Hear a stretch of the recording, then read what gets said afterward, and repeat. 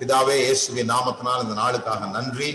இந்த நாள் நம்முடைய வார்த்தையை தியானிக்கும் பொழுது நீர் எங்களோடு பேச போகிறதற்காக ஸ்தோத்திரம். உன்னுடைய வார்த்தை எங்களுடைய வாழ்க்கையில மறுமலர்ச்சியை, தைரியத்தை, நம்பிக்கையை கொண்டு வருகிறதா இருக்கிறதற்காக ஸ்தோத்திரம். தொடர்ந்து நாங்கள் நம்முடைய சமூகத்தில மகிழ்ச்சியா இருக்கிறோம் என்பதை அறிக்கை செய்கிறோம். இயேசுவின் நாமத்தினால் பிதாவே, ஆமென், ஆமென். ஓகே, சோ இன்னைக்கு நான் ஃபைனான்சியல் விஷயங்களை குறித்து நான் உங்களோட பேச விரும்புகிறேன். ஏற்கனவே நான் பேசியிருக்கேன். பாம்பேல நாங்கள் நடத்தின செமினாரில் நான் பேசியிருக்கேன், சர்ச்சில் பேசியிருக்கேன். அதே நேரத்தில் அது எல்லாத்தையும் சேர்த்து உங்களுக்கு மறுபடியும் அவைகளை சொல்லணும் அப்படின்னு ஸ்ட்ராங்காக நான் ஃபீல் பண்ணேன். ஸோ அவைகளை நான் உங்களோட கூட பகிர்ந்து கொள்ள போகிறேன்.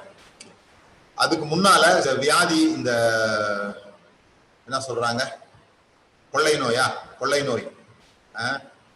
ஒரு இந்த COVID-19 இது ஆரம்பிச்சதுல இருந்து நிறைய பேர் ஒரு கேள்வி கேட்டே இருந்தாங்க. நிறைய பேர் பிரசங்கம் பண்ணிட்டு இருந்தாங்க, இது தேவன் தான் அனுப்பியிருக்கிறார் அல்லது மக்கள்லாம் கீழ்ப்படியில, சம்திங் தேவன் தான் எல்லாம் இதெல்லாம் செஞ்சுட்டு இருக்கிறாரு அப்படின்னு சொல்லிட்டு இருந்தாங்க. அந்த நேரம் பார்த்து வெட்டுக்கிளி வந்துருச்சு, அந்த நேரம் பார்த்து யுத்தம் வருது, அந்த நேரம் பார்த்து எல்லாமே அவங்களுக்கு சாதகமாவே நடக்குது. ஒருத்தர் என்கிட்ட சொன்னாரு, இது மாதிரி அவங்க சொல்றதெல்லாம் சரியா இருக்கும் போல் இருக்கு அப்படின்ட்டு. நான் சொன்னேன், சரியா தப்போ தெரியல, ஆனா இப்போதைக்கு எல்லாமே அவங்களுக்கு சாதகமாகவே நடக்குது. இந்த உலகம் முடிவு, ப்ளூம் அண்ட் டூம் ப்ராஃபட்ஸ்ன்னு சொல்லுவாங்க. உலகம் முடிய போகுதுன்னு சொல்லிட்டே இருப்பாங்க. ஆனா இதை விட பெரிய வாதை, இதை விட பெரிய துன்பத்தெல்லாம் உலகம் பல ஆண்டுகளுக்கு முன்பாக பார்த்து அதை முடிஞ்சு அதுக்கு பிறகு இது நடந்துட்டு இருக்குது. அதனால இதான் உலகத்தினுடைய முடிவு அப்படின்லாம் சொல்ல முடியாது. 1917 இதை விட மோசமானது நடந்திருக்குது. அதுக்கு முன்னாலெல்லாம் இதை விட மோசமானது, ஒரு காலரா வந்ததுனாலே ஒரு கிராமமே காலியா போன நாட்கள்லாம் இருந்தது.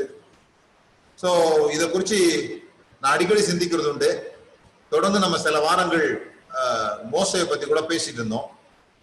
நான் இன்னைக்கு அதை பத்தி பேச போறது இல்லை, ஆனா ஒரு சில தாட்ஸ் அவங்களோட கூட நான் பகிர்ந்து கொள்றேன். பிறகு நான் ஃபைனான்ஸ் குறித்து சில காரியங்கள் நான் பேசுறேன். இந்த யாத்ராகமம் 3வது அதிகாரத்துல 2வது வசனம் வாசிக்கும் போது எனக்கு ஒரு விஷயம், அங்கே கர்த்தருடைய தூதனானவர் ஒரு முட்செடியின் நடுவில் இருந்து உண்டான அக்னி ஜுவாலையில் நின்று அவனுக்கு தரிசனமானார். இந்த வார்த்தை எனக்கு கொஞ்சம் ஸ்டக் ஆயிடுச்சு. திரும்ப நான் வாசித்து பார்த்தேன். அங்கே கர்த்தருடைய தூதனானவர் ஒரு முட்செடி நடுவில் இருந்து உண்டான அக்கினி ஜுவாலையில் நின்று அவனுக்கு தரிசனமானார். ஆக்சுவலா என் மைண்ட்ல இவ்வளவு நாள் எப்படி இருந்ததுன்னு சொல்லி சொன்னா, அந்த முட்செடியை பத்த வச்சதே ஆண்டவர் தான் நினைச்சிட்டு இருந்தேன் நான். அந்த முட்செடியை பத்த வச்சதே ஆண்டவர் தான் அப்படி நினைச்சிட்டு இருந்தேன்.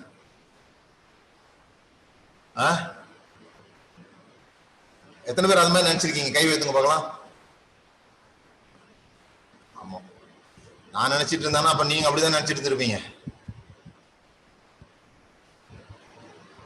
ஆண்டவர் தான் பத்த வச்சாரு. ஏன்னா அவர் வந்து இறங்கணுங்கிறதுக்காக ஆண்டவர் தான் பத்த வச்சாரு அப்படி நினைச்சிட்டு இருந்தேன். ஆண்டவர் எங்கும் நிறைஞ்சவர் தானே. அந்த முச்செடி பக்கத்துல கூட ஆண்டவர் இருப்பார் தானே. ஆண்டவருக்கு ஒரு முச்செடி பற்றி எரிய வேண்டிய அவசியம் இல்லை. ஆனா இங்க ரொம்ப தெளிவா போட்டிருக்குது, முச்செடி நடுவிலிருந்து உண்டான அக்னி ஜுவாலையிலே நின்று. அந்த இவர் உண்டாக்கினார்னு போல, அங்க ஒரு நெருப்பு உண்டாச்சு, அதை இவர் பயன்படுத்திக்கிட்டார். சோ பொதுவா ஆண்டவர் நெருப்பை உண்டாக்குறது இல்லை. ஆனா உண்டாகிற நெருப்பை நம்முடைய அட்டென்ஷனை தாம் பக்கம் திருப்புறதுக்கு அவர் பயன்படுத்துகிறார். இந்த கொள்ளை நோய் ஆண்டவர் உண்டாக்குனதல்ல. ஆனா இது பற்றி எரிகிற வேளையில தேவன் ஜனங்களோடு பேசுவதற்கு அதை பயன்படுத்துகிறார். விளங்குதுங்களா உங்களுக்கு? எந்த தீமையும் தேவனிடத்திலிருந்து உண்டாகிறது இல்லை. ஆனா தீமைகளை தனக்கு சாதகமாக மாற்றிக்கொண்டு அந்த தீமைக்கு நடுவாக நின்று தேவன் ஜனங்களோடு பேச விரும்புகிறார். அதை அவர் ஒரு வாய்ப்பாக பயன்படுத்துகிறார். கர்த்தருடைய தூதனானவர் முச்செடி நடுவில் இருந்து உண்டான அக்னி ஜுவாலையிலே நின்று அவனுக்கு தரிசனமானார். ஏன்னா இந்த இந்த நெருப்பு தான் பாருங்க மக்களுடைய அட்டென்ஷனை வந்து திருப்புது. எத்தனை பேருக்கு உங்களுக்கு சளி பிடிச்சிருக்குது? சளி பிடிச்சிருக்குது இதுக்கு முன்னால எப்பாவது? நீங்க பிறந்ததுல இருந்து இது வரைக்கும் எப்பாவது சளி பிடிச்சிருக்குதா? அப்பெல்லாம் நீங்க ஜெபம் பண்ணிருக்கீங்களா? ஜெபம் பண்ணிக்க மாட்டீங்க. ஆனா இப்ப சளி பிடிச்சதுன்னா என்ன ஜெபம் பாருங்க, ஆண்டவரே இது கோவிடா இருக்க கூடாதப்பா. அப்போ யூஸ்வலா ஒரு ஏன் சளி பிடிச்சும் போது ஜெபம் பண்ணலன்னா, எல்லாருக்கும் நடக்கிற விஷயம் தான் அது. அது யூஸ்வல் திங். வழக்கமாக நடக்கிற காரியங்கள் அது தீமையா இருந்தா கூட அது தேவனை நோக்கி நம்மளை இழுக்கல. 2001 இந்த இரட்டை கோபுரம் உடைச்சாங்களே, அந்த சமயத்துல நீங்க பாத்தீங்கன்னா இந்த இரட்டை கோபுரம் தகர்க்கப்பட்ட பொழுது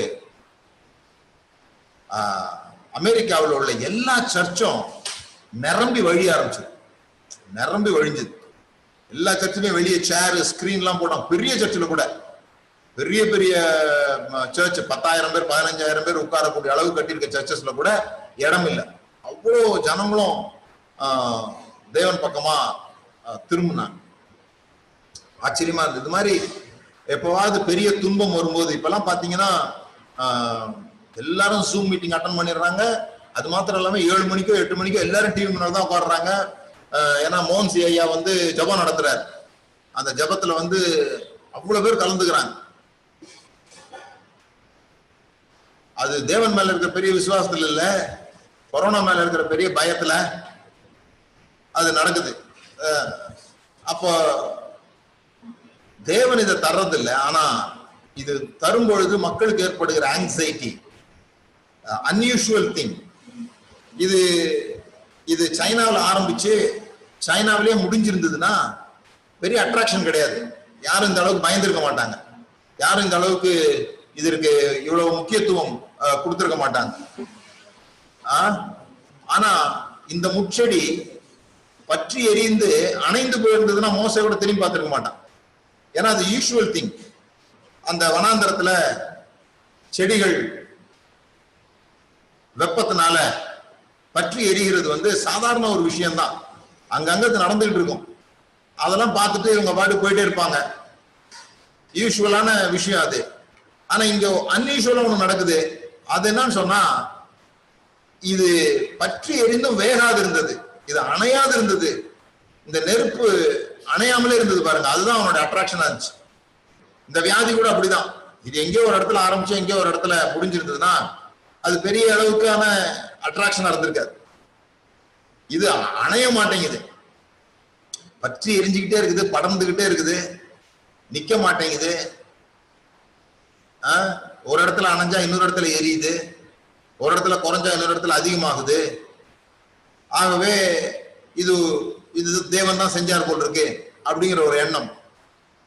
அந்த எண்ணம் ஜனங்களுக்கு வரும்போது தேவன் அவங்க கூட நின்று பேச ஆரம்பிக்கிறார். அங்கதான் உண்மையிலே அவங்க யாரு அப்படிங்கிறதா ஜனங்களுக்கு ஆண்டவர் காண்பிக்கிறார். அவன் திக்குவாய் நினைச்சிட்டு இருக்கும்போது அந்த நெருப்புல நின்றுதான் தேவன் சொல்றாரு, நீ தான் எனக்கு உபயோகமாக போற, நீ திக்குவாய் கிடையாது அப்படின்னு சொல்லி அவனை வெளிப்படுத்துகிற ஒரு நேரமாக அதை தேவன் பயன்படுத்தி கொண்டார். அதான் ரொம்ப முக்கியமான ஒரு விஷயம் பாருங்க. சோ இந்த அதுல முக்கியமான விஷயம் என்னன்னு சொன்னா, எவ்வளவு பெரிய நெருப்பா இருந்தாலும் எந்த நெருப்பா இருந்தாலும் உலகத்துல இது வரைக்கும் அண்ணா சமாதி தவிர நினைக்கிறேன் நானு, நெருப்பு எல்லா நெருப்பும் அணைஞ்சு போயிடும். இயற்கையா வர்ற நெருப்பு எல்லாமே அணைஞ்சிரும். கொஞ்ச நாளைக்கு முன்னால கலிபோர்னியால ஆஸ்திரேலியாலலாம் பயங்கரமான நெருப்பு எரிஞ்சுது. ஆனா இன்னைக்கு அணைஞ்சிருச்சு. எந்த நெருப்பா இருந்தாலும் அணையும், எதுவா இருந்தாலும் ஒரு முடிவுக்கு வரும். இது கூட ஒரு முடிவுக்கு வரும். ஆனா நமக்கு இந்த நெருப்பு இருக்கும்போது நாம் நடந்து கொள்கிற முறைக்கும் நெருப்பெல்லாம் முடிஞ்ச பிறகு நாம நடந்து கொள்கிற முறைக்கும் ரொம்ப வித்தியாசம் இருக்கு. கேள்வி நெருப்பு எரியும் போது நம்ம என்ன செய்யறோம் அப்படின்றது கிடையாது, நெருப்பு அணைஞ்ச பிறகு என்ன செய்ய போறோம் அப்படிங்கிறது தான். மோசே அன்னைக்கு தேவனோட பேசிட்டு நெருப்பு அணைஞ்ச அதை விட்டு தூரம் போய் அவன் வேலையை அவன் தொடர்ந்து இருந்தானா அவன் தலைவன் ஆயிருக்கவே முடியாது. நெருப்பு சமயத்துல எல்லாருமே வித்தியாசமா நடந்துப்போம். இப்போ 7 மணி ஆனா டிவியில ஜபம் நடத்துறாங்க, அவ்வளவு பேர் வந்து கலந்துக்கிறாங்க. இன்னும் 2 மாசம் கழிச்சு இதெல்லாம் சாதாரண நிலைக்கு வந்த பிறகு அந்த மாதிரி ஒரு ஜபம் நடத்தும் போது எவ்வளவு பேர் கலந்துப்பாங்க அப்படிங்கிறது ஒரு முக்கியமான கேள்வி. எல்லாமே ஒரு ஃபயர் இருக்கும்போது நடந்து கொள்கிற விஷயம் வேற, அந்த ஃபயர் போன பிறகு நடந்துகிற விஷயம் வேற. கம்பெனில முத நீங்க ஆபீஸ் போயிருக்கும் போது யோசித்து பாருங்களேன், உங்களுக்கு வேலை கிடைக்காம இருந்து ஒரு வேலை கிடைச்சிருக்குது. அந்த வேலை கிடைச்ச உடனே நெஞ்சுக்குள்ள ஒரு நெருப்பத்தை வச்ச மாதிரி தான் அது. கடைசியில கம்பெனியை விட்டு போகும்போது எல்லாரும் உங்க கையை பிடிச்சிதான் இழுக்கணும். பாயா கம்பெனி முடிஞ்சு போச்சு, இனிமே நாளைக்கு காலையில வந்து வேலை பார்த்துக்கலாம் அப்படின்னு. இல்ல இந்த வேலையை முடிச்சுட்டு வந்துடுறான் நானு அப்படின்னு மிக தீவிரமா வேலை செஞ்சவங்களா இருக்காங்க. 3 மாசம் தான். அப்புறம் எல்லாம் வழக்கமான பிறகு எல்லாருக்கும் முன்னாலும் இவர் கிளம்பி நீ கிளம்பலன்னா அப்படின்னு கேட்க ஆரம்பிச்சிருவார். When the fire goes out, how we are behaving. எல்லாருக்குள்ளயும் அந்த நெருப்பு ஒவ்வொரு காலகட்டத்துல ஒவ்வொரு விஷயத்துக்கு வரும். முக்கியமான காரியங்களுக்கு ஒரு நெருப்பு எரியும். திருமணமான புதுது நெருப்பு எரியுறது தானே, ஃபயர் தான். என்ன சொல்றது, எப்ப பார்த்தாலும் போன் தான். ஒரு இது போட்டிருந்தாங்க ஃபிளைட்ல, 2 பேர் டிக்கெட் வாங்கியிருக்கிறாங்க. அந்த ஆளு அந்த அம்மா இதுல உட்கார மாட்டேங்கிறாரு, அந்த சீட்ல உட்காரல அந்த அம்மா. அந்த ஆள் மடியில உட்காந்துருது, சீட் காலியா கிடக்குது, மடியில உட்காந்துருக்கு. இன்னும் இடம் பூசை கல்யாணம் முடிச்சவங்க, ஃபயர் பத்தி எரியுது. 3 மாசம் கழிச்சு எப்படி இருக்குன்னு தெரியல. ஒருவேளை அதே ரோல கூட டிக்கெட் வாங்க மாட்டாங்க. பின் ரோல நான் உட்காந்துக்கிறேன், நீ வாயா, முன்னால உட்காந்து வாயா அப்படின்ட்டு. It's not how we behave on the time of fire. The question is how we are behaving after the fire goes out. எல்லாம் நார்மலான பிறகு வாழ்க்கை எப்படி கையாளுகிறோம், இது நார்மல் ஆயிடும், கவலைப்படாதீங்க. ஒரு தீர்க்கதரிசனமா நான் சொல்றேன், இந்த நாள்ல இருந்து குறைய ஆரம்பிச்சிடும். இதெல்லாமே இந்த நாள்ல இருந்தே எல்லா இடங்கள்லயும் குறைய ஆரம்பிச்சிடும், பயப்படாதீங்க. இந்த நெருப்பு அணைய ஆரம்பிக்கும். ஆனா இந்த நெருப்பு சமயத்துல, இந்த பிரச்சனை சமயத்துல, இந்த வேதனை சமயத்துல நாம என்ன கற்றுக்கொண்டோம் என்பதை இந்த நெருப்பு முடிஞ்ச பிறகு எக்ஸிக்யூட் பண்றோமா அப்படிங்கறதுதான் முக்கியமான ஒரு விஷயம். மோசே தான் கற்றுக்கொண்டதை, தான் யாரு, தான் கை என்ன, தன்னோட கோல் என்ன, இதெல்லாம் அசாதாரணமானது என்பதை அந்த நெருப்பு பக்கத்துல தான் அவன் கத்துக்கிட்டான். அவன் ஏதோ ஆடு மேய்க்கிறதுக்காக அழைக்கப்பட்டவன் இல்லை. அவனுடைய டெஸ்டினி, அவனுடைய ஃபியூச்சர், அவனுக்குள்ளாக மறந்து போயிருந்த, மரித்து போயிருந்த காரியங்களை அவன் வெளியே கொண்டு வந்ததுக்கு, அவனுக்கு வெளியே கொண்டு வரதுக்கு பயன்படுத்தப்பட்டது இந்த நெருப்பு தான். ஆனா அதை அப்படியே அவன் விட்டுருக்க முடியும்? அவன் போய் ஜெத்ரோட்ட அதை பத்தி சொல்லாம ஏதோ ஒரு காட்சியை பார்த்தோம், பயந்தோம், திரும்பி போயிட்டோம்னு வந்திருக்க முடியும். இல்ல அவன் போய் சொல்றான், இல்ல நான் இனிமே இங்க இருக்க முடியாது, எனக்கு ஒரு அழைப்பு வந்திருக்குது, நான் போறேன் அப்படின்னு சொல்லி அவனோட வாழ்க்கை மாறினதை அவன் காட்டுகிறான். ஓகே, சோ 2-3 விஷயம் நீங்க புரிந்து கொள்ளணும். இந்த நெருப்பு, இந்த சூழல் நாம் பெரிய காரியங்களுக்காக உண்டாக்கப்பட்டிருக்கிறோம் என்பதை நமக்கு வலியுறுத்தி இருக்குது. அது உங்க கண்ணு பார்த்துச்சா அப்படின்றத நான் தெரிந்து கொள்ள விரும்புறேன். 2வது, நெருப்பை தேவன் கொளுத்துறது இல்லை. உங்க அட்டென்ஷனை பெறுவதற்காக தேவன் நெருப்பை கொளுத்துறது இல்லை. ஆனா நெருப்பு எரிந்து அந்த நெருப்பு அன்யூஷுவலா இருக்கும்போது உங்க அட்டென்ஷன் அந்த பக்கம் திரும்புகிறதுனால தேவன் அதுல இருந்து பேசுகிறார். தேவன் எல்லா இடத்துலயும் எப்பவும் இருக்கிறார். முள்புதர் எரியும் போதுதான் தேவன் இறங்கி வரணும்ன்றதெல்லாம் இல்லை. சில சமயம் நமக்கு தேவன் மெதுவா பேசினா கேட்கறது இல்லைல்ல. மெதுவா பேசினா கேட்காது. நிறைய பேர் சொல்லுவாங்க, பவுலுக்கிட்ட ஆண்டவர் பேசின மாதிரி என்கிட்ட பேசினா நல்லா இருக்கும். பவுலுக்கிட்ட ஆண்டவர் எப்படி பேசினாரு? குதிரையில இருந்து கீழே தள்ளி விட்டு, சவுலே சவுலே நீ ஏன் என்னை துன்பப்படுத்துகிறாய் அப்படின்னு சொன்னாரு. சவுல் கீழே விழுந்த போது, ஒரு பெரிய வெளிச்சம் வந்த போது, கீழே விழுந்த போது தேவன் அதை பயன்படுத்திக்கிட்டு பேசுறாரு. அதுதான் the least method. சத்தமா ஆண்டவர் பேசுறது, சத்தமா இடி முழக்க சத்தம் போல ஆண்டவர் உங்களோட பேசுறது 2 விஷயத்துக்காக இருக்கும். ஒண்ணு, உங்களுக்கு காதே கேட்கலன்றதுனால.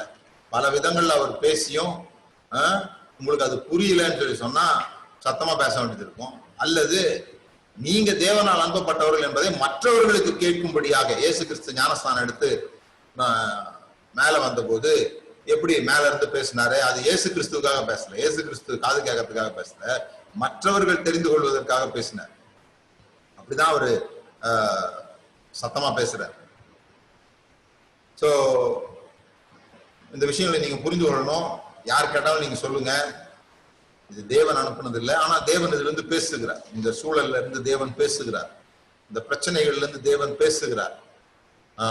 ஏன்னா ஆண்டவருக்கு ரொம்ப கஷ்டமான ஒரு விஷயம் என்னவா இருக்குதுன்னா, ஜனங்களுடைய அட்டென்ஷனை தான் பக்கம் திருப்புறது தான் ஆண்டவருக்கு கஷ்டமான ஒரு விஷயமா இருக்கு. இந்த மாதிரி காரியங்களை படிச்சுக்கணும். இந்த நேரத்துல தேவன் என்ன பேசுறாரு, தேவன் என்ன சொல்ல வராரு அப்படிங்கிறத நாம் படித்துக் கொள்ள வேண்டும். ஓகே, சோ நம்முடைய இந்த நாள் காரியங்களுக்கு செல்வோம். நீதிமொழிகள் 10வது அதிகாரம் 22வது வசனம். நீதிமொழிகள் 10வது அதிகாரம் 22வது வசனம். கர்த்தரின் ஆசீர்வாதமே ஐஸ்வர்யத்தை தரும். எல்லாரும் ஒரு முறை சொல்லுங்க பார்க்கலாம். நீங்க உங்க இடத்துல, கர்த்தரின் ஆசீர்வாதமே ஐஸ்வர்யத்தை தரும். ஓகே, நீங்க எத்தனை பேர் ஆசீர்வதிக்கப்பட்டவங்க? கை வைத்துங்க பார்க்கலாம். ஆசீர்வதிக்கப்பட்டவங்க. பிறகு மாத்தக்கூடாது, நான் பிரசங்கம் பண்ண பிறகு நீங்க மாத்தக்கூடாது. ஆசீர்வதிக்கப்பட்டவங்க கன்வின்ஸ் ஆயிட்டீங்களா? நீங்க ஆசீர்வதிக்கப்பட்டவங்க கன்வின்ஸ் ஆயிட்டீங்களா? கர்த்தருடைய ஐஸ்வர்யம் என்ன, கர்த்தருடைய ஆசீர்வாதம் என்ன தரும்? ஐஸ்வர்யத்தை தரும். எத்தனை பேர் ஐஸ்வர்யமா இருக்கிறீங்க? சும்மா நம்பிக்கையை கேட்கல. நான் இப்ப நான் கேட்டேன், எனக்கு 1 லட்சம் ரூபாய் அனுப்பணும். விளங்குதுங்களா? உங்க நம்பிக்கை எனக்கு எதுக்குமே உதவாது.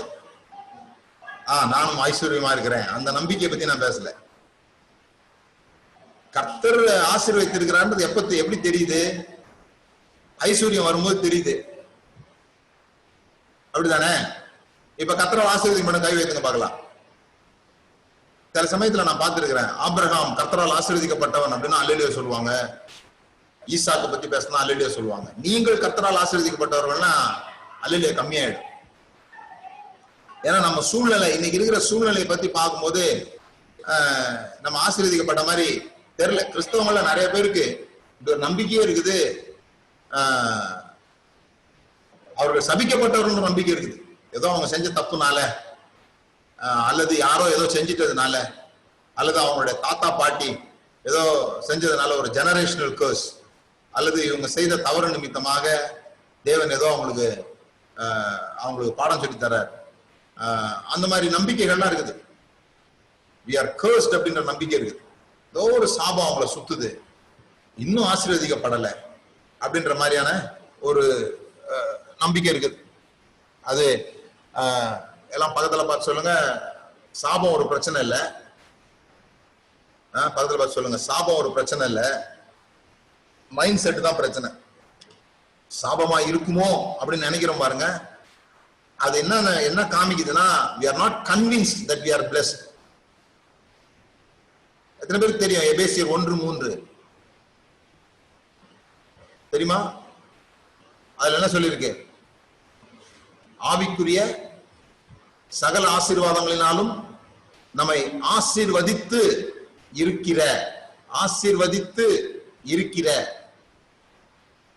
எத்தனை பேர் நம்புறீங்க ஆல்ரெடி பிளஸ்ட்னு? எத்தனை பேர் நம்புறீங்க ஆசீர்வதித்து இருக்கிறார்? இப்ப கேள்வி என்னன்னா, எத்தனை பேரு தேவனே என்னை ஆசீர்வதியும்னு ஜெபம் பண்ணிருக்கீங்க?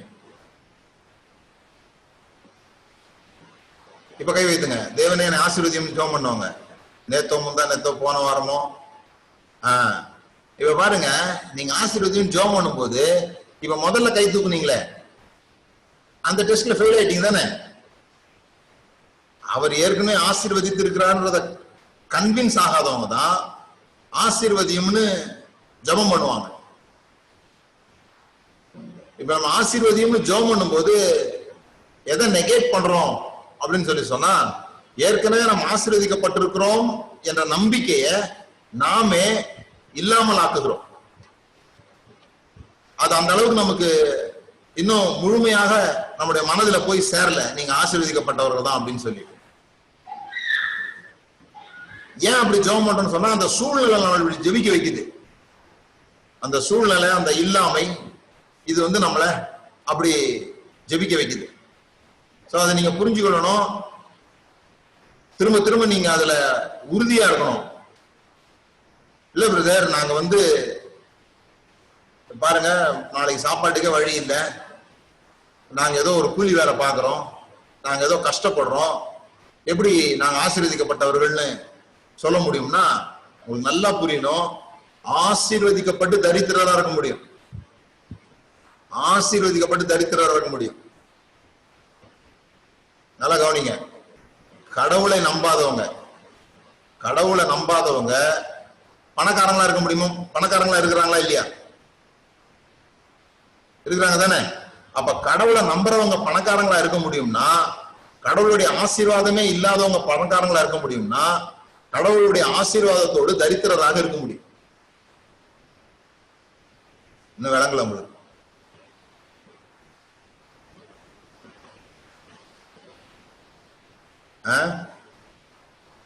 கடவுளுடைய ஆசீர்வாதம், கடவுளுடைய மகிமை உங்க மேல அப்படியே நிறைஞ்சிருக்குது. அதுல எல்லாம் ஒன்றும் பிரச்சனை இல்லை. தேவனுடைய மகிமை உங்களை நிறைச்சிருக்குது, உங்களுக்கு மேல ஆசீர்வாதம் இருக்குது. ஆனா நீங்க தரித்திரா இருக்க முடியும். பைபிள் அப்படி ஒரு ஆள் இருந்தார், ஒரு ஆள் இல்ல, நிறைய பேர் இருந்தார். ஆனா நான் உங்களுக்கு எடுத்துக்கிறது யாக்கோபு தாய் வயிற்றுல இருக்கும் போதே ஆசீர்வதிக்கப்பட்டவன். தாயினுடைய வயிற்றில் இருக்கும் போதே ஆசீர்வதிக்கப்பட்டவன். ஆனா லாபான்ட்ட போய் பொண்ணு கேட்கறான். லாபான் கேட்கறான், என் மகளை கட்டிக்கிறதுக்கு உன்ட்ட என்னடா இருக்குதுன்னா, ஒண்ணுமே இல்லை அவங்ககிட்ட. அதுல இன்னொரு தமாஷா, லாபான் சொல்லுவான், நீ என் கூட இருக்கிறதுனாலதான் கர்த்தர் என்ன ஆசீர்வதிச்சிருக்கிறாரு, நீ என் கூட இருக்கிறதுனாலதான் கர்த்தர் என்ன ஆசீர்வதிச்சிருக்காரான்பா. அதாவது யாக்கோபு மேல இருக்கிற ஆசீர்வாதத்தை லாபான் பாக்குறான். ஆனா லாபான் பணக்காரனா இருக்கிறான், யாக்கோபு தரித்திரனா இருக்கிறான். அந்த சூழ்நிலையில. நீங்க பிலிப்பியர்ல நீங்க வாசித்தீங்கன்னா, என் தேவன் உங்களுடைய குறைவுகளை எல்லாம் தம்முடைய ஐஸ்வர்யத்தின்படியே மகிமையில் நிறைவாக்குவார். ரெண்டு விஷயம் புரிஞ்சுக்கணும். உங்களுடைய குறைகளை எல்லாம் உங்களுடைய தேவைகளின்படி அவர் நிறைவாக்குகிறது இல்லை. உங்களுடைய தேவைகளின்படி அவர் நிறைவாக்குகிறது இல்லை, தம்முடைய ஐஸ்வர்யத்தின்படி நிறைவாக்குகிறார். உங்களுடைய தேவை அது அது பெரிய விஷயமே இல்லை, அதை பத்தி அவருக்கு பெரிய அக்கறையும் இல்லை. உங்களுடைய தேவையின்படி அவர் உங்களை நிறைவாக்கல, தம்முடைய மகிமையின்படி உங்களை நிறைவாக்குகிறார். தம்முடைய ஐஸ்வர்யத்தின்படி உங்களை எதுல நிறைவாக்குகிறார் தான் இங்க முக்கியமா கவனிக்கணும். தம்முடைய ஐஸ்வர்யத்தின்படி மகிமையிலே நிறைவாக்குகிறார். மகிமையிலே நிறைவாக்குகிறார். அப்படின்னா ஆண்டவர் தரும்போது எல்லாத்தையும் எப்படி தராருன்னா மகிமையில தரார், குளோரி அப்படின்னு தரார். இப்ப ஒண்ணும் இல்ல, நீங்க இந்தியாவில பயங்கரமான பணக்காரன் வச்சுக்கீங்களேன், ஒரு பெரிய கோடீஸ்வரன். நீங்க அமெரிக்காவுக்கு போறீங்க. அமெரிக்கா போகும்போது உங்க பாக்கெட்டுக்குள்ள லட்சக்கணக்கான ரூபாய்கள் உங்களோட கோட்டுக்குள்ள அங்கங்க வச்சிருக்கீங்க. பாக்கெட்ல இந்த பக்கம் 1 லட்ச ரூபா வச்சிருக்கீங்க, இந்த கோட்டுக்குள்ள 1 லட்ச ரூபா வச்சிருக்கீங்க. அமெரிக்காவில் போய் ஒரு கடையில ஒரு 100 ரூபாயை கொடுத்து தண்ணி பாட்டில் கேட்குறீங்க, தரமாட்டான். ஏன்னா அந்த நாட்டில் இந்த பணம் செல்லாததுனால நீங்க இந்தியாவில் பணக்காரரு, ஆனா அமெரிக்காவில் ஏழை. ஏன்னா உங்களுக்கு அந்த பணத்தை எக்ஸ்சேஞ்ச் பண்ண தெரியல. அதுபோல நம்முடைய குடியிருப்போ பரலோகம், அங்க பணத்தினுடைய பெயர் மகிமை. நீங்க அதால நிறைஞ்சுதான் இருக்கீங்க. உங்க பாக்கெட் எல்லாம் மகிமை தான், உங்க காதுல மகிமை, உங்க கண்ணுல மகிமை, உங்க உடம்புல மகிமை, எல்லாம் மகிமை தான். ஆனா இந்த ஊர்ல நீங்க வந்தீங்க பாத்தீங்களா, இங்க தரித்திரர். நீங்க ஏராளமான மகிமை இருந்தும் கூட இந்த உலகத்துல தரித்திரர். ஏன்னா இங்க மகிமை செல்லுபடி ஆகிறது இல்லை, அந்த ஊர்ல மகிமை செல்லுபடி ஆகுது. இப்ப இந்த மகிமைய இந்த ஊர் பணமா மாற்றும் போதுதான் நீங்க இந்த ஊர்ல ஆசீர்வதிக்கப்பட்டவர்களாக, இந்த ஊர்ல துன்பம் இல்லாம வாழ்றீங்க. விளங்குங்களா இல்லையா உங்களுக்கு? So we should know how to transfer glory into tangible things. இந்த மகிமை என்று சொல்லப்படுகிற இந்த கண் காணாத இந்த மிகப்பெரிய ஒரு விஷயத்தை நாம தொட்டு பார்க்கக்கூடியதாக, நாம அனுபவிக்கக்கூடியதாக, அந்த பொருட்களாக, அந்த பொருட்களை வாங்குவதற்கு இதை எப்படி மாற்றுகிறது, நம்ம பணமா எப்படி மாத்துறது? அந்த ஊர் பணம் நம்ம கிட்ட நிறைஞ்சு போயிருக்குது, ஆனா அந்த ஊர் பணம் இந்த ஊர்ல செல்றது இல்ல. அப்ப இந்த ஊருக்கு ஏத்த பணமாக அதை எப்படி மாத்துறதுன்னு கற்றுக்கொள்கிறது தான் மிக முக்கியமான ஒரு விஷயம்.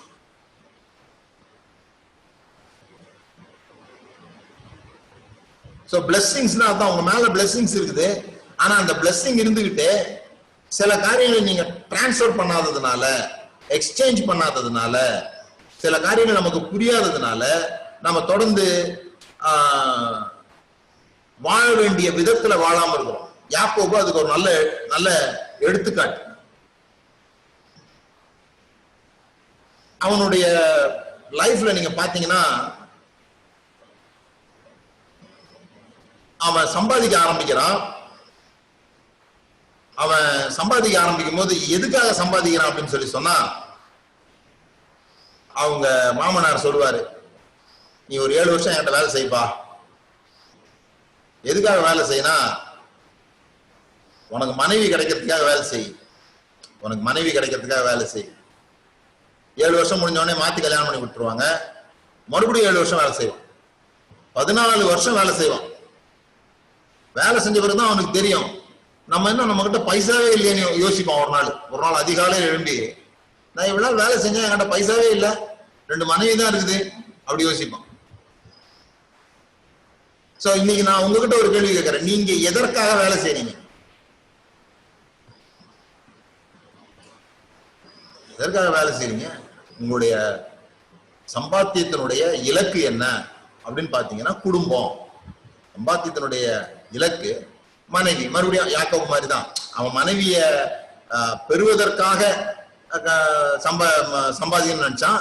நாம மனைவி இருக்கிறதுனால சம்பாதிக்கணும்னு நினைக்கிறோம். அவங்களுக்கு சோறு கொடுக்கறதுக்காக, பிள்ளைங்களுக்கு சோறு கொடுக்கறதுக்காக, ஒரு வீடு கட்டுறதுக்காக, அப்படி ஒரு இந்த குடும்ப யாரும் அபண்டன்ஸுக்காக சம்பாதிக்கல. அதை சொல்றேன் நான். நாம சம்பாதிக்கும் போது ஐஸ்வர்யவனாகணும் அப்படிங்கிறதுக்காக நம்ம சம்பாதிக்கல.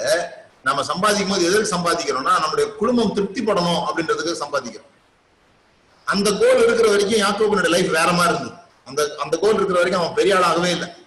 ஏதோ சம்பாதிச்சு அவன் வாழ்க்கையில அவன் எதை நினைச்சானோ அதை பெற்றுக்கொண்டு அப்படி ஓடினானே தவிர அவனோட வாழ்க்கையில அவன் பெரிய அளவுல அடையல. ஆனா ஒரு நாள் அவனுக்கு இந்த விழிப்புணர்வு வந்தது. நம்ம இன்னும் நமக்காக எதுவுமே சேர்க்கலையே, நம்ம என்ன பண்ணிட்டு இருக்கிறோம் அப்படின்ட்டு மாமனார்ட்ட போய் பேசுறான். அப்போ மாமனார் சொல்ற, உன் சம்பளத்தை நீயே நிர்ணயம் பண்ணு, உன் சம்பளத்தை நீ நிர்ணயம் பண்ணு. இந்த முறை உன் பொண்ணைத்தான் அவன் கேட்கல. மாமா உன் பொண்ணை கூடல இருந்து இப்பதான் மேல வந்துக்கிறாங்க. வந்து என்ன சொல்றான், அவன் ஸ்பெசிபிக் ஆயிட்டான். இதுதான் புள்ளி உள்ளதெல்லாம், புள்ளியும் வரியும் உடையதெல்லாம் எந்து. சோ எப்போ நாம ஐஸ்வர்யத்தை அடையிறோம், எப்போ இந்த மகிமையை டான்ஜிபிளா மாத்திரம்னு சொன்னா, when we are specific about our goals, நம்முடைய இலக்குகளிலே நாம் தீர்மானம் உடையவர்களாக, இதுதான் வேணும், எப்படியாவது என்னை ஆசீர்வதி ஆண்டவரே, எப்படியாவது ஏதாவது செய்யும், எப்படியாவது செய்யும் அப்படிங்கறதுல இருந்து மாறி இதுதான் வேண்டும், இப்படிதான் எனக்கு செய்யணும் அப்படி நம்ம கேட்க கற்றுக்கொள்ளும் பொழுது நம்முடைய எனர்ஜியை நம்ம சரியான விதத்துல போக்கஸ் பண்ணும். ஏன்னா நம்ம இந்த ஆசீர்வாதத்துக்காக ஜெபம் பண்ணும்போது நம்முடைய எனர்ஜியும் நம்முடைய போக்கஸையும் தவறான இடத்துல பயன்படுத்துறோம். ஏன்னா ஆசீர்வதியும் ஆண்டவரேன்னு சொல்லி 40 வருஷம் ஜெபம் பண்ணி ஒண்ணுமே இல்லாம செத்து போன ஆள்லாம் இருக்கிறாங்க. ஆசீர்வதியும் ஆண்டவரே அப்படின்னு சொல்லி ஜெபம் பண்ணி ஒண்ணுமே கிடைக்காம, பஞ்சத்துல சாப்பாட்டுக்கு வழி இல்லாம செத்து போன பிறகு மத்தவங்க எல்லாம் ரொம்ப மகிமையா அவரை பத்தி பேசுவாங்க. இந்த உலகம் அப்படி பேசும் பாருங்க, ரொம்ப தாழ்மையா இருந்தாரு, ஒரு விஷயம் கூட, ஒரு மாத்து துணி கூட இல்லாம செத்து போனாரு, அப்படி இப்படின்னு ரொம்ப ரொம்ப பெருமையா பேசுவாங்க. வாழும் பொழுது அது தேவனுக்கு மகிமையை கொண்டு வரல. சோ ஃபர்ஸ்ட் நம்ம புரிஞ்சுக்க வேண்டியது, we are blessed, நாம் ஆசீர்வதிக்கப்பட்டிருக்கிறோம். நம்ம சம்பாதித்து ஏதோ வேலை செய்து நம்ம ஆசீர்வாதத்தை சுதந்திரிக்க போறது இல்ல, நம்ம ஆசீர்வதிக்கப்பட்டிருக்கிறதுனால வேலை செய்ய போறோம். அதை புரிஞ்சுக்கணும். நான் ஆசீர்வதிக்கப்பட்டிருக்கிறேன்றதை நீங்க யோசிக்கும் போது ஆப்பர்ச்சுனிட்டிஸ், சந்தர்ப்பங்கள் நம்ம கண்களுக்கு தெரிய ஆரம்பிக்கும். இல்லைன்னா ஆசீர்வதிக்கணும் ஆசீர்வாதத்து மேல நம்ம கண்ணு இருக்குமே தவிர சந்தர்ப்பங்கள் மேல நம்ம கண்ணு போகவே போகாது. இப்ப நான் ஆசீர்வதிக்கப்பட்டுட்டேன்றதை நம்பும் போது என்னுடைய ஆசீர்வாதத்தை எதுல முதலீடு செய்கிறது, என்னுடைய ஆசீர்வாதத்தை எப்படி வீணாக்காம இருக்கிறது, என்னுடைய ஆசீர்வாதத்தை எப்படி விதையாக கனியாக மாற்றுவது அப்படின்னு யோசிக்க ஆரம்பிச்சோம். அப்படி யோசிக்க ஆரம்பிக்கிறது நிமித்தமாக நம்ம முன்னால பல பேருக்கு பிரச்சனையா தெரியுது, நமக்கு சந்தர்ப்பமா தெரிய ஆரம்பிக்கும். அதுதான் ஜெபம். ஜெபம்ன்றது ஆண்டவரை செய்யும் கேட்கறது இல்லை. அப்படி கேட்கறதுனால ஆண்டவர் எதுவும் செய்ய போறது இல்லை.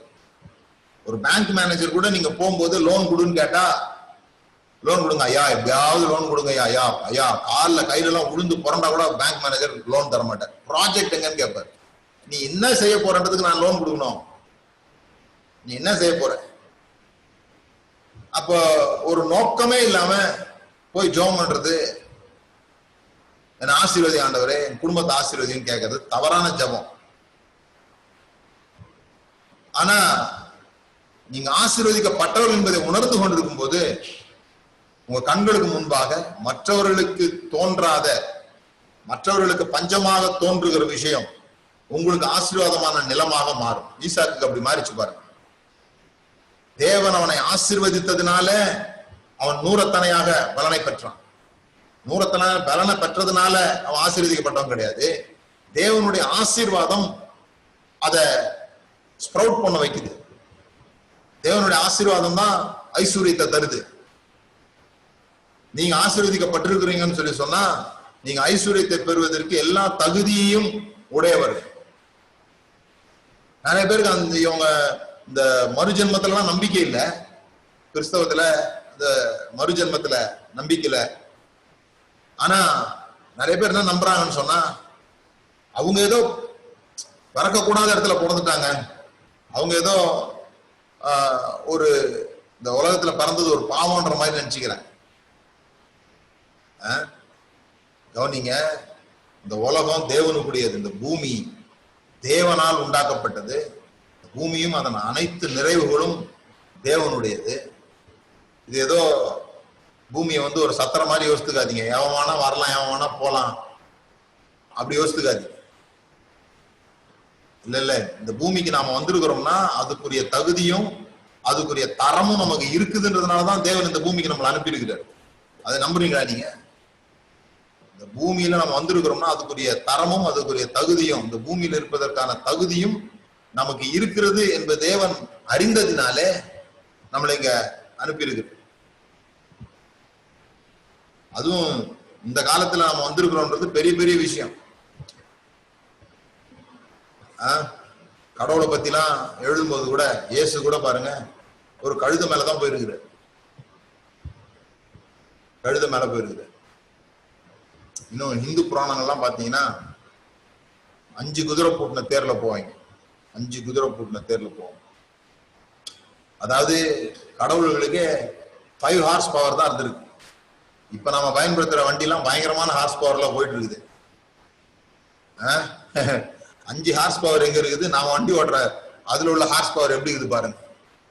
நீங்க ஏதோ மட்டமான உலகத்துக்கு வந்துடல, சூப்பரான உலகத்துக்கு, நல்ல உலகத்துக்கு நீங்க ரொம்ப நல்லவங்கன்றதுனால நீங்க இருக்கிறீங்க.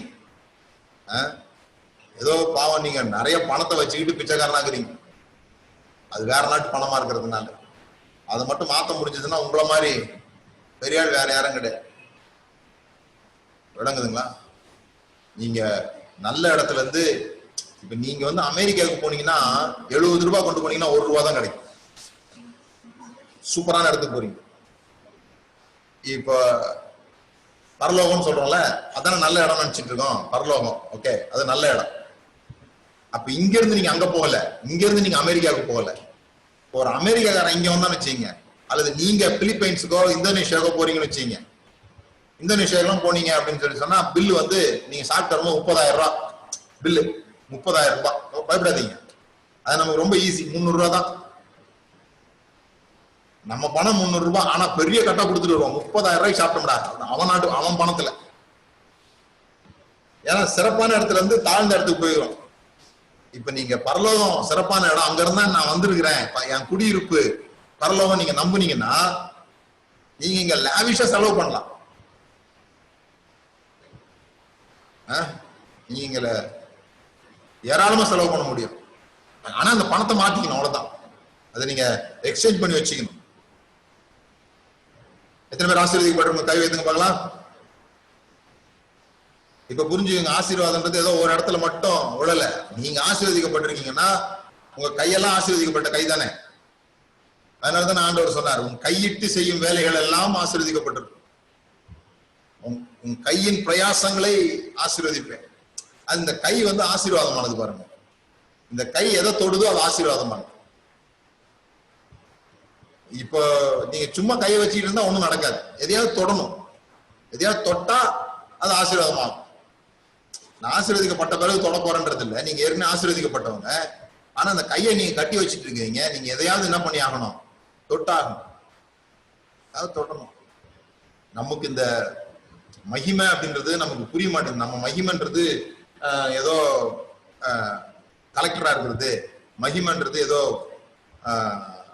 ஏதோ பில்கேட்ஸ் இருக்கிறது, மகிமைன்றது டைமண்ட் வியாபாரியா இருக்கிறது அப்படின்னு ஸ்டேட்டஸை குளோரியோட வச்சுட்டு இருக்கிறோம். நம்ம ஸ்டேட்டஸை குளோரியோட வச்சுட்டு இருக்கோம். இல்ல மகிமைன்றது நீங்க கையிட்டு செய்கிற வேலைகள் எல்லாத்துலயும் ஆசீர்வாதமா இருக்கு. நீங்க பண்ணி கூட வளர்க்கலாம், பண்ணி வளர்த்தா கூட பெரிய ஆள் ஆக முடியும், பணக்காரர் ஆக முடியும். பாத்தீங்களா 2 நாளைக்கு முன்னால பேப்பர்ல நாட்டுக்கோழி வித்து 2 லட்சம் ரூபாய் சம்பாதிக்குது ஒரு பொண்ணு. நாட்டுக்கோழிய வச்சு 3 நாட்டுக்கோழியில ஆரம்பிச்சு இப்ப 300 நாட்டுக்கோழி இருக்குது அதுகிட்ட. 2 லட்சம் ரூபாய் சம்பாதிக்குது. அது ஒரு நாள் கூட ஆசீர்வாதி ஆண்டவன் ஜோம் பண்ணிச்சான்னு தெரியல.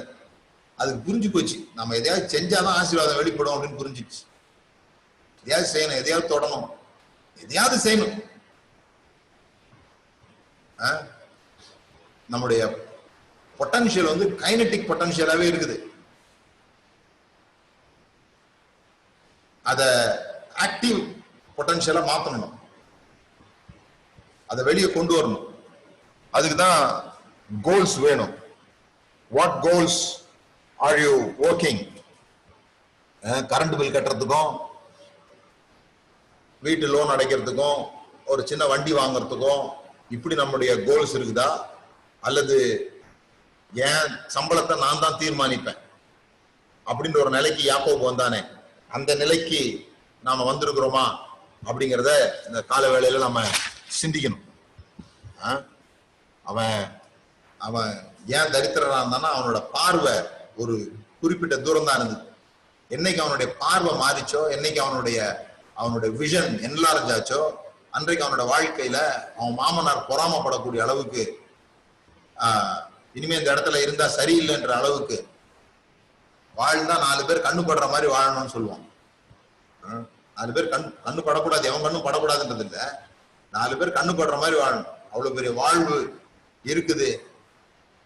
எல்லாமே எங்க இருக்குதுன்னா மைண்டினுடைய சிறையில தான் நாம் அடைபட்டு கிடக்கிறோம்னு சொல்றாங்க. மனதினுடைய சிறைச்சாலையில் நாம் அடைபட்டு கிடக்கிறோம். சில பேருக்கு ரொம்ப விசுவாசமா பேசின பிறகு நீங்க என்ன ஆக போறீங்கன்னு கேட்டா, பிரதர் உங்க பிரசங்கத்தை கேட்டேன், இனி நான் லட்சாதிபதி தான் அப்படின்வாங்க. நான் என் மனசுக்குள்ள தலையில கை வச்சு உட்காந்துருவேன். மனசுக்குள்ள வெளியே பார்த்து உட்காந்து அவங்க வேதனைப்பட்டுருவாங்கன்னு. ஆனா இவ்வளவு பேசி ஒரு கோடீஸ்வரனா சொல்லக்கூடாதா, லட்சாதிபதி தானா அப்படின்ற மாதிரி. ஒரு லட்சாதிபதி நீங்க பேசும்போது, நீங்க யோசிக்கும் போது எல்லை இல்லாம யோசிக்க கத்துக்கணும். ஏன்னா யோசிக்கிறது மட்டும்தான், எந்த செலவும் கிடையாது. அதை கூட கஞ்சத்தனமா யோசிக்க கூடாது. யோசிக்கும் போது கூட, செய்யும் போது பார்த்துக்கலாம், அப்புறம் பார்த்துக்கலாம். ஆனா யோசிக்கும் போது எதையாவது பைத்தியகாரத்தனமா யோசிக்கணும். உங்களோட கோல்ஸ் வந்து, நான் முந்தா நேத்து கூகுள்ல வாசிக்கும் போது வாசித்தேன், இந்த கூகுள் கம்பெனி இருக்குல்ல, இந்த கூகுள் கம்பெனின்னு சொல்றோம். இந்த கூகுள் கம்பெனி நிறைய இருக்குது. இந்த யூடியூப் கூகுளுடைய தான், நிறைய விஷயம் கூகுளுடையது. இந்த கூகுள் புக்ஸ், அப்புறம் கூகுள் பே, இது மாதிரி நிறைய விஷயம் இருக்குது. அவங்க கம்பெனி வருஷம் விஷன் போர்டு வைக்கிறாங்க, கோல் செட் பண்றாங்க. அந்த கோல் செட் பண்ணும்போது ஒரு கிரைட்டீரியா, மிக முக்கியமான ஒரு விஷயமாக அவர்களுடைய அந்த கோல் செட் பண்ற அந்த டீமுக்கு என்ன சொல்லி இருக்கிறாங்கன்னா, 10 கோல் வைக்கணும். அந்த 10 கோல்ல 5 கோல் வந்து அடையக்கூடியதாக வைக்கணும், 5 கோல் வந்து அடையலாம் அல்லது தோற்கலாம் அப்படி வைக்கணும். தோற்கக்கூடியதாக வைக்கணும், தோத்து போகக்கூடிய வாய்ப்பு இருக்கிறதா வைக்கணும். அப்படின்னா அவ்வளவு பெருசா வைக்கணும். இந்த வருஷத்தை செஞ்சு முடிச்சிட முடியாது அப்படின்ற மாதிரி 5 வந்து கண்டிப்பா சக்சஸ் ஆகணும். இன்னைக்கும் கூகுளுடைய வருஷ இத அவங்க கிராஃப் பண்ணும்போது 40% ஃபெயிலியர்ல இருக்காங்க. அவங்க நினைச்சதெல்லாம் அடையல. 100% அவங்க வெற்றி பெறல. 40% இன்டென்ஷனலா ஃபெயில் ஆகுறாங்க. கூகுள் பஸ்ன்னு ஒன்று ஆரம்பிச்சாங்க, ஃபெயில் ஆயிடுச்சான். கூகுள் பஸ், அப்புறம் வேற என்னமோ வாஸ்து, இதெல்லாம் அவங்களுடைய ஃபெயிலியர் ப்ராஜெக்ட்ஸ். நாம இன்டென்ஷனலா ஃபெயில் ஆகவே விரும்ப மாட்டேன்றோம். நாம நமக்கு முடிஞ்ச அந்த அளவுல கேம் விளையாட பாக்குறோம். இந்தியன் டீம் கிரிக்கெட் விளையாடுற மாதிரி விளையாடுறோம். தோக்க கூடாது என்பதற்காக விளையாடுறோம். ஏறி வந்து டொக்கு வைப்பாங்க பாத்தீங்களா, அந்த மாதிரி விளையாடுறோம். இப்பதான் கொஞ்சம் அடிச்சு விளையாட ஆரம்பிச்சிருக்கீங்க. ஜெயிக்கிறதுக்காக விளையாடுறது வேற, தோற்க கூடாது என்பதற்காக விளையாடுகிறது வேற. அப்ப கோல் செட்டிங்ல கூட என்ன சொல்றாங்க, தோத்து போகக்கூடிய அளவுக்கு. அப்ப தோத்து போகக்கூடிய அளவுக்கு ஏன் வைக்க சொல்றாங்க அப்படின்னா, அப்பதான் அது உண்மையிலே பிரம்மாண்டமான லட்சியமாக பிரம்மாண்டமான லக்காக இருக்குது ஒண்ணு. ரெண்டாவது, தோத்து போயிட்டாலும் சோர்ந்து போக மாட்டோம். ஏன்னா அதுல இன்டென்ஷனே என்னவா தான் இருக்குது. ஒருவேளை கிடைச்சா கிடைக்கும், கிடைக்காம போனாலும் போகும், அந்த மாதிரி இருக்குது. அவ்வளவு பெருசா இருக்குது. இப்ப நீங்க எம்பிபிஎஸ் படிக்க போறீங்க, உங்க கோல் 8 வருஷத்துல எப்படி நான் எம்பிபிஎஸ் முடிச்சிருவேன் அப்படின்னா அதுல ஒண்ணும் கிடையாது. ஏன்னா எல்லாருமே சாதாரண 5 வருஷத்துல முடிக்கிறது, நீங்க என்ன 8 வருஷத்துல முடிக்கிறது. நான் 2 வருஷத்துல முடிச்சிருவேன்னு சொன்னா அதுல ஒரு த்ரில்லிங் இருக்குது. முடிச்சாலும் முடிக்கலாம், முடிக்காம போனாலும் போகலாம். அப்படிதான் உங்களுடைய கோல் செட் பண்ணணும் அப்படி சொல்றாங்க. சொன்னது உங்களுக்கு விளங்கி இருக்கும்னு நினைக்கிறேன்.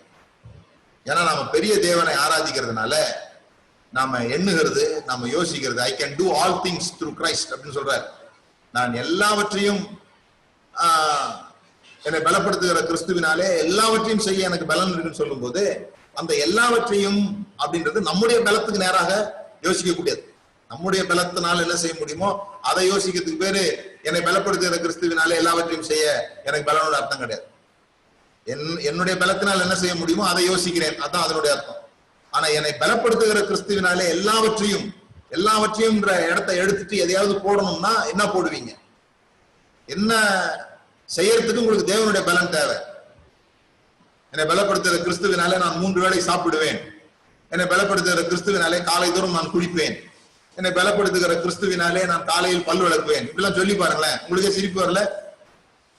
இதுக்கெல்லாம் தேவனுடைய பலன் தேவையில்லை. என்னை பலப்படுத்துகிற கிறிஸ்துவினாலே ஒரு வீடு கட்டி 1.5 பெட்ரூம்ல ஒரு வீடு கட்டிடுவேன். என்னை பலப்படுத்துகிற கிறிஸ்துவினாலே ஒரு கார் வாங்கிடுவேன். இது பல்லு விளக்குற மாதிரி, குளிக்கிற மாதிரி. அப்ப நீங்க எழுதுங்க, என்னை பலப்படுத்துகிற கிறிஸ்துவினாலே டேஷ். எதை செய்வதற்கு உண்மையிலே எனக்கு தேவனுடைய பலன் தேவைப்படும் என்பதை யோசித்து, என்னை பலப்படுத்துகிற கிறிஸ்துவினாலே ஒரு முறை நிலவுக்கு சென்று வருவேன். என்னை பலப்படுத்துகிற கிறிஸ்துவினாலே சுவிட்சர்லாந்தில் ஒரு வீடு வாங்குவேன். ஓகே, இது பரவாயில்ல. நீங்க வாடகை வீட்டுல இருந்து பெரிய வீட்டுக்கு போறதுக்கு எதுக்கு உங்களுக்கு பலப்படுத்துகிற கிறிஸ்து? எதையாவது பெருசா யோசிங்கன்றத சொல்றதுக்காக இதெல்லாம் சொல்றேன் நான். அப்ப நம்முடைய மனதுல பெரிய படம் உருவாகும் போது, நமக்கு உண்மையிலே தேவனுடைய பலன் தேவைப்படும் போது, அப்போ ஒரு ஜெபம் பண்ணும் பாருங்க, அதான் உண்மையான ஜெபம். உங்களுக்கு புரியுற மாதிரி சொல்லணும்னா, நாளை கடங்காரன் கடைசி நாள்னு சொல்லி வீட்டுக்கு வருவேன்னு சொல்லும் போது ஒரு ஜெபம் பண்ணுவீங்களா? அது உண்மையான ஜெபம். அது வரைக்கும் பண்றது உண்மையான ஜெபம் கிடையாது. அந்த பேஷன், அந்த ஆங்ஸைட்டி, அந்த நெருப்பு எரியும் போது உண்டாகிற அந்த பதட்டம், அதுல பண்ணப்படுற ஜெபம் இருக்கு பாருங்க.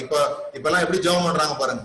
ஆண்டவரே, இந்த ஒரு முறை என்னை காப்பாத்திருங்க ஆண்டவரே, நான் இனிமே இந்த தப்ப செய்யவே மாட்டேன், இந்த ஒரு முறை என்னை காப்பாத்துங்க, இந்த முறை மட்டும் கோவிட் எனக்கு வராம போயிட்டோம், என்னை உயிரோட வைங்க, நான் உங்களுக்கு ஊழியமே செஞ்சிடுறேன். அப்படிலாம் ஜெபம், பைபிள் வாசிப்பு, இதெல்லாம் பயங்கரமா நடக்குது. ஏன்னா நெருப்பு எரிஞ்சிட்டு இருக்குது. அப்படி ஒரு சூழல் உங்களே வச்சுக்கீங்க. தேவன் இருந்தாதான் இந்த வேலையை செஞ்சு முடிக்க முடியும், தேவனுடைய பலன் இருந்தாதான் இந்த வேலையை செஞ்சு முடிக்க முடியும்ன்ற அளவிற்கு அந்த வேலை பெரிதாக இருக்கட்டும். நான் வேலை செய்யறேன், எனக்கு பொண்டாட்டி வரணும்னு சொல்லும் போது அவன் பெருசா ஒண்ணுமே எதிர்பார்க்கல, பெருசா ஒண்ணும் செய்யல. ஆனா அவன் நியமித்த சம்பளத்தை பாருங்க, அவன் கட்டுப்பாட்டிலே கிடையாது. ஒரு ஒரு ஒரு ஆடு எப்படி குட்டி போடணும் ஒரு மனிதன் எப்படி தீர்மானிக்க முடியும்? நமக்கே ஆம்பளை பிள்ளை பிறக்கணும், பொம்பளை பிள்ளை பிறக்கணும், நம்மளாலே தீர்மானிக்க முடியல. ஆனா ஒரு ஆடு எப்படி குட்டி போடணும்னு ஒருத்தன் எப்படி தீர்மானிக்க முடியும்? அது வரி வரியா குட்டி போடணும், அது புள்ளி புள்ளியா குட்டி போடணும், எப்படி தீர்மானிக்க முடியும்? ஆனா இவனால முடியாத, இவன் சம்பளமா வைக்கிறான்.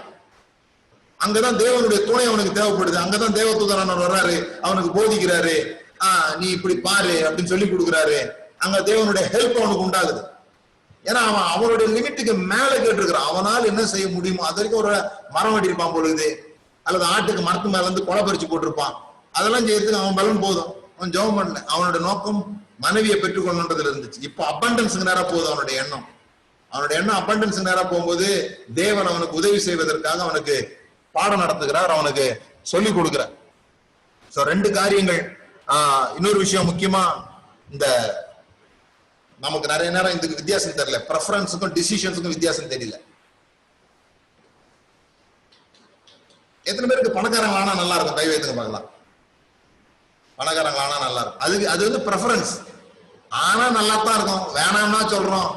எவனாவது வீட்டு வாசல்ல கொண்டு வந்து பணம் மூட்டை வச்சுட்டு போனா நல்லா தான் இருக்கும், வேணாம்னா சொல்றோம். ஏதோ ஒரு லட்சத்துல ஒரு லாட்டரி கீட்டி விழுந்து ஏதாவது ஒன்று ஆச்சுன்னா நல்லதுதான் பிரதர். அது ப்ரெஃபரன்ஸ். டிசிஷன்ஸ்ன்றது அது கிடையாது.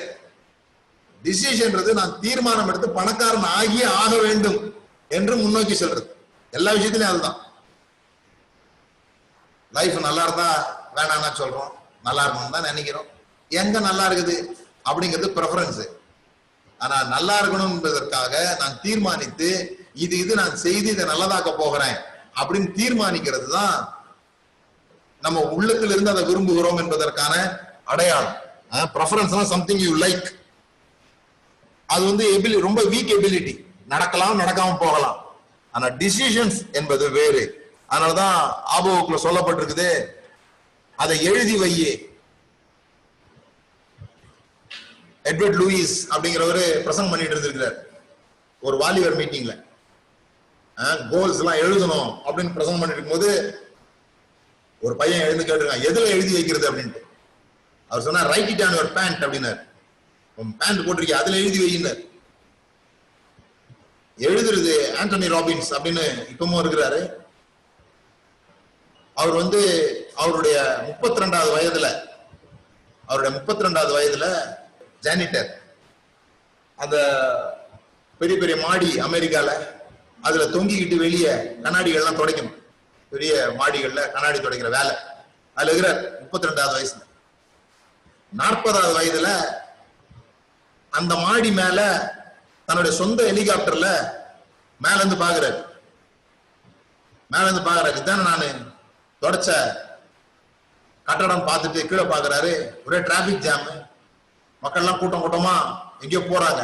எங்க போறாங்கன்னா இவருடைய பேச்சை கேட்பதற்காக. அந்த நாள்ல அவ்வளவு பெரிய டிராபிக் ஜாம் ஏற்பட்டு அவர் பேச்சை கேட்பதற்காக வந்துட்டு இருக்கிறாங்க இந்த மக்கள்லாம். 8 வருஷம் தான். 8 வருஷம். அவர் சொல்றாரு, அன்னைக்கு 8 வருஷத்துக்கு முன்னால இந்த வாழ்க்கை எப்படி மாறிச்சுன்னா, நான் ரஷ்யாவுக்கு ட்ரெயின்ல போயிட்டு இருந்த போது ஒரு விஷயம் படிச்சுட்டு உடனே அந்த ரஷ்யா மேப் அவர் வச்சிருந்தாரு போறதுக்கு. அந்த ரஷ்யா மேப்புக்கு பின்னால 103 காரியங்களை அவர் எழுதியிருக்கிறார். 103 காரியங்கள். இப்ப கூட ஒரு ஹிந்தி ஆக்டர் ஒருத்தர் இந்த தோனி படத்துல நடிச்ச ஒரு ஆளு இறந்துட்டார், தற்கொலை பண்ணி இறந்துட்டாரு. அவருடைய டைரியில பாக்குறாங்க 51 காரியம் எழுதி வச்சுக்கிறார். 100 மாணவர்களை நாசாவுக்கு அனுப்ப வேண்டும். இங்க இவ்வளவு உயரத்துல இருந்து இந்த பங்கி ஜம்பியா அது நான் குதிக்கணும். இந்த இடத்துல இந்த நபரோடு கூட நான் சாப்பிடணும் அப்படின்னு அவரு 51 காரியம் எழுதி வச்சுக்கிறார். அது மாதிரி அவர் 103 காரியம் எழுதியிருக்கிறார். அந்த 103 காரியத்துல ஒண்ணு, ஃபியூஜி அப்படிங்கிற ஐலாண்ட்ல ஒரு தீவு ஒண்ணு வாங்கணும். நிறைய தீவுகள் சேர்ந்த ஒரு நாடு, அதுல ஒரு தீவு ஒண்ணு வாங்கணும் அப்படின்ட்டு. இந்த 8வது வருஷத்துல டைம்ஸ் மேகசின் அவர் பேட்டி காணும் போது அவர் திடீர்னு அது எங்கன்னு தேடி அந்த மேப் எடுத்து அந்த 103 காரியத்துல பார்த்தா 97 காரியங்கள் நிறைவேற்றுது. 97 காரியங்கள். அவருடைய திருமணம் உட்பட எல்லா விஷயங்களும் 93 காரியங்கள் நிறைவேறிச்சு. அவர் சொல்றாரு, இந்த உலகத்துல 3% பேர் தான் தங்களுடைய தரிசனங்களை எழுதி வைக்கிறாங்க. ஒரு 10-15% பேர் தான் தரிசனம் உடையவர்களாக இருக்கிறாங்க இந்த இடத்த போய் அடையணும்ட்டு. அதுல 3% பேர் தான் தங்களுடைய தரிசனத்தை எழுதி வைக்கிறாங்க. ஆனா அப்படி எழுதி வைக்கிறதுல 97% பேர் அவங்களுடைய தரிசனத்தை அடைந்து விடுகிறார்கள். 97% பேர் எழுதி வச்சதுல. அது பைபிள் அன்னைக்கு சொல்லிச்சு ஆபகுக்குல, உன் தரிசனத்தை விரைந்தோடுகிறவன் வாசிக்கும்படி தெளிவாக எழுதி வை. வேகமா ஓடுறவன் சிம்பிளா படிச்சிடுற மாதிரி எழுதி வைன்னு சொல்லு. கொச்சன்னு எழுதாத, வேகமா ஓடிட்டு இருக்கிறவன் பார்த்தா அவனுக்கு புரிஞ்சிடணும், அந்த மாதிரி எழுது அப்படின்னு.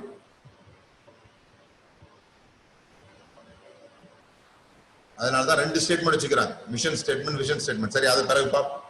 ஆனா இவைகளை அடைவதற்கு 2 விஷயம். ஒண்ணு, அட்ஜஸ்ட் யுவர் தாட் பேட்டர்ன்ஸ். உங்களுடைய எண்ணங்களைனா நீங்கள் எழுப்புகிற கேள்விகளை சரியானதாக எழுப்பணும். 2வது, understand the law of vibration. இந்த உலகத்துல எல்லாமே ஒரு அதிர்வுகள்ல தான் இருக்குது. நீங்க ஒரு இடத்துக்கு உள்ள போன உடனே ஒரு 30 செகண்ட்ல உங்களை ஒரு ஆளுக்கு பிடிச்சிடும், இல்லைன்னா பிடிக்காம போயிடும். உங்களுக்கே தெரியும், ஒரு சோகமா முகத்தை தொங்க போட்டுக்கிட்டு ஒரு மெல்லமா வாயிலிருந்து வார்த்தையை வெளியே வராம நீங்க பேசுனீங்கன்னா அந்த இன்டர்வியூ ஃபெயில் ஆகிறதுக்கு நிறைய வாய்ப்பு இருக்குது. உங்களோட பாடி லாங்குவேஜ் எல்லாம் அப்படியே சுருங்கி போய் ஒரு மாதிரி போனீங்கன்னா, அதே நீங்க ஒரு கம்பீரமான ஒரு இதுல உங்களோட வைப்னு சொல்லுவாங்க, வைப்ரேஷன் மொத்தமா சொல்றோம், குட் வைப்ஸ் அப்படின்னு பேசுவாங்க. நல்ல வைப், அந்த ஆளை பார்த்த உடனே இவரு தான். சில பேர் நீங்க பார்த்துருக்கலாம், பஸ் ஸ்டாண்ட்ல கூட நின்றுட்டு இருப்பாங்க, ஒரு கண்ணாடி போட்டிருப்பாரு, டெத்தஸ்கோப்லாம் இருக்காது, டாக்டர் கோட் எல்லாம் போட்டிருக்க மாட்டாங்க. ஆனா நீங்க கண்டுபிடிக்க ஒரு டாக்டரா இருப்பாரு நினைக்கிறேன் அப்படி சொல்லுவோம், ஒரு டாக்டரா இருப்பாரோ. ஏன்னா அந்த டாக்டர் வைப் வந்து அவங்க அந்த வேலையை செஞ்சு செஞ்சு செஞ்சு செஞ்சு அந்த வைப்பை உருவாக்கிடுவாங்க. சில கிறிஸ்தவங்க இருக்கிறாங்க, நீங்க பார்த்தோன்னே தெரிஞ்சுக்கலாம். இந்த நகை போடாம பொட்டு வைக்காம இருக்கிறத வச்சு கண்டுபிடிக்கிறதுக்கு சொல்லல. எல்லாம் போட்டிருந்தா கூட ஒருவேளை இவங்க கிறிஸ்தவங்களா இருப்பாங்களோ அப்படின்னு சொல்லி வைப்ஸ், அப்படி நல்ல வைப்ஸை நம்ம உருவாக்கணும்னு சொல்றாங்க.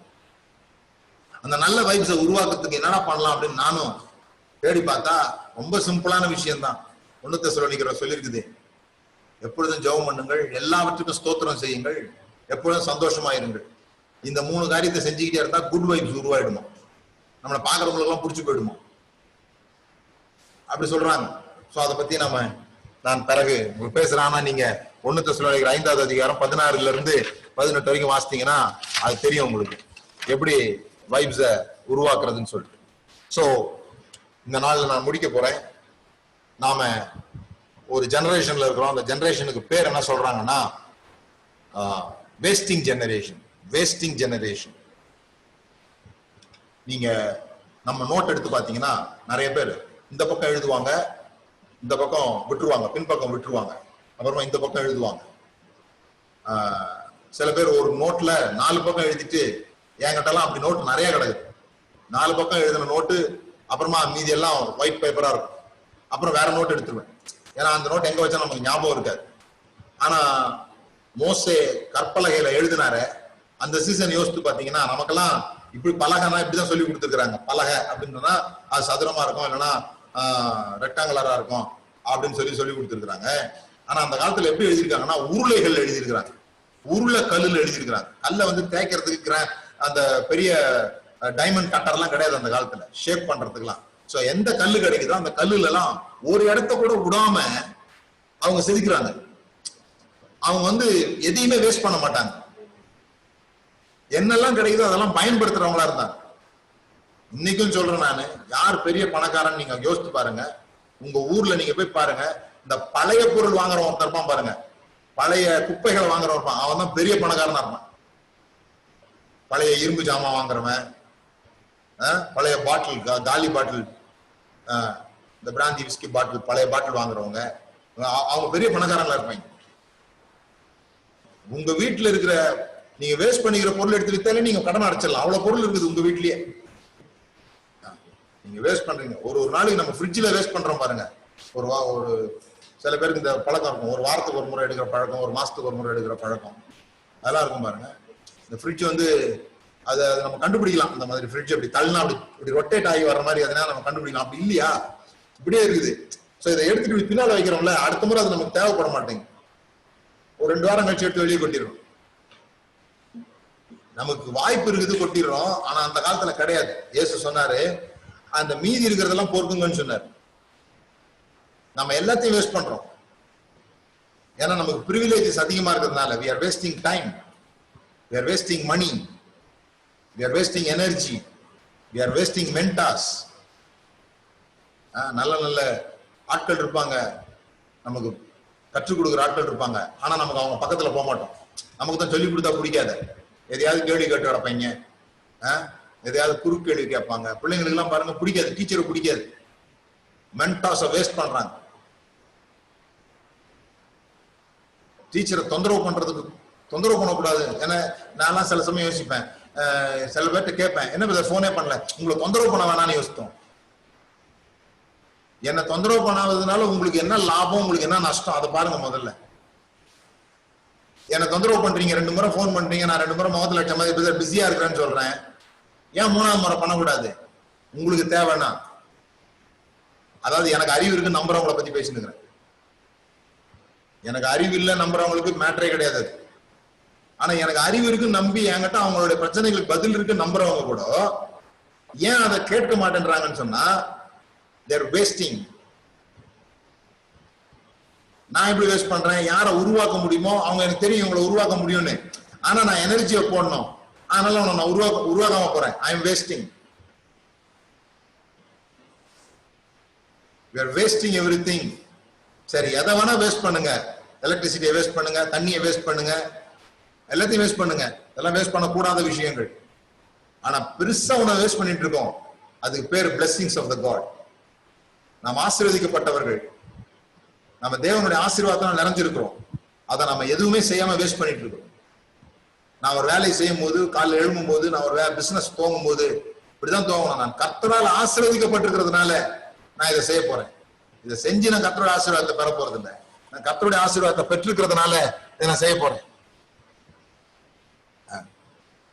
மற்றவங்க எதை வேஸ்ட் நினைக்கிறாங்களோ அதை நம்ம ப்ராஃபிட்டபிள் ஆக்க முடியும். அதுதான் அந்த கடைக்காரனை சொன்னேன் நான். மற்றவங்களுக்கு எல்லாம் வேஸ்ட் அந்த இரும்பு, மற்றவங்களுக்கு எல்லாம் வேஸ்ட் அந்த காகிதம், மற்றவங்களுக்கு எல்லாம் வேஸ்ட் அந்த பாட்டில், ஆனா அதான் அவனுடைய ப்ராஃபிட். அது போல உங்க வாழ்க்கையை சிந்திங்க. மற்றவங்களுக்கு எல்லாம் எது வேஸ்டா இருக்குதோ அதை நீங்க வாங்கி உங்களுக்கு ப்ராஃபிட்டா மாற்ற முடியும். Don't waste the blessing of God. Apply the blessing of God to create abundance. So இன்னும் சொல்லலாம், முடிஞ்சா அடுத்த வாரம் பேசுவோம். Don't find excuses. சாக்கு போக்குகள், ஏன் முடியல அப்படிங்கிற சாக்கு போக்குகளை நம்ம சொல்ல முடியாது. ஏனென்றால் நாம் தேவனால் ஆசீர்வதிக்கப்பட்டவர். நம் கண்களை மூடி ஜெபம் பண்ணுவோம். பிதாவே, இந்த நாளிலே எங்களோடு நீ பேசி இருக்கிறதற்காக ஸ்தோத்திரம். இந்த கோவிட் சிச்சுவேஷனுக்கு பிறகு இந்த நெருப்பு அணைய போகிறது, அதற்காக உங்களுக்கு நன்றி. இந்த நெருப்பு அணைந்த பிறகு நாங்கள் என்ன செய்ய போகிறோம் என்பதற்கான முதல் படியாக இந்த வார்த்தைகளை நீர் இன்றைக்கு சொன்னதற்காக நன்றி. எங்களுடைய தரிசனங்கள் பெரிதாகட்டும்.